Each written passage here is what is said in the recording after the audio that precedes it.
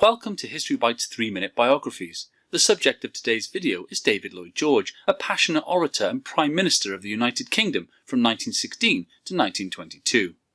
David Lloyd George was born to Welsh parents in Manchester on the 17th of January 1863. However, when he was 3 months old, his father died, so his mother moved the family to Wales to live with David's uncle, Richard Lloyd. His uncle encouraged him to work hard in school and study law, and eventually get into politics. In 1884, Lloyd George qualified as a lawyer and opened his own practice, and once he was well established, he entered politics by joining the local Liberal Party. It was here that he became a champion of many liberal issues, such as land reform and people's welfare.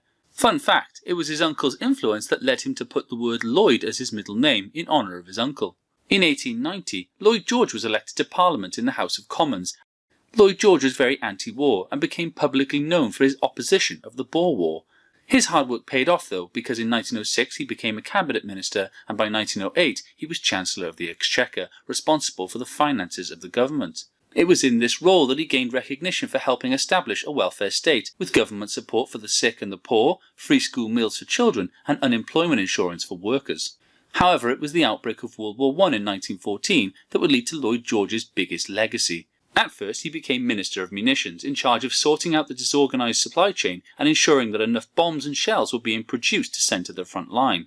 By giving factory jobs to women for the first time, not only did production continue, but it led to groundbreaking strides in the empowerment and the rights of women. In 1916, Lloyd George became Secretary of State for War, where he organised Britain's overall war efforts.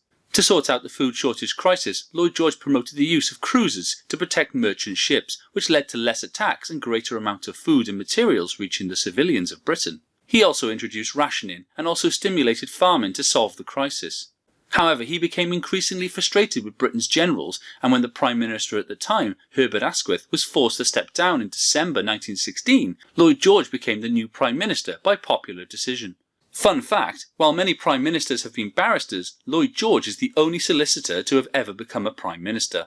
In his new role, he pushed for the Allied armies of Britain, France and the United States to have one unified military commander. His wish came true in March 1918 when French General Ferdinand Foch was made commander of all the Allied forces, and the resulting 100 Days offensive drove the Germans further back than had ever been achieved so far in the war. The Allies were eventually victorious, and World War I ended with an armistice agreement, with Lloyd George becoming one of the Big Three, alongside George Clemenceau of France and President Woodrow Wilson of the USA. He was one of the principal drafters of the Treaty of Versailles, which dealt with the punishments to be given to Germany after the war.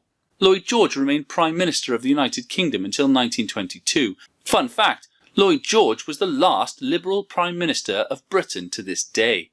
Lloyd George continued to work in politics as a Member of Parliament until his health declined and he died of cancer on the 26th of March 1945 at the age of 82, after serving a long and very prosperous political career.